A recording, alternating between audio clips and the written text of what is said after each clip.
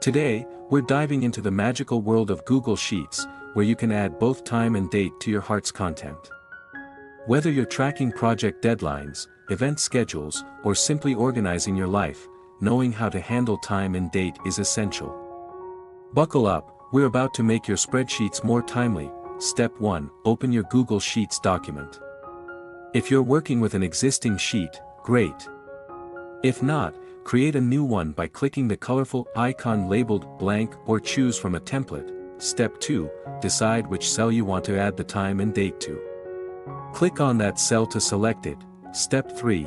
Type the following formula to insert the current date. Equals today. This function will automatically display today's date. Step 4. Want to add the current time as well? Combine the now function, equals now. This will give you both the date and time. Step 5. Customize the formatting of your date and time. Right-click on the cell, choose Format, and select Number or Date Time to adjust the display.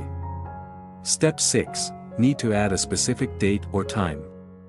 Simply type it directly into the cell. For example, December 31st, 2024, 3:30 p.m., Google Sheets will recognize it as a date and time.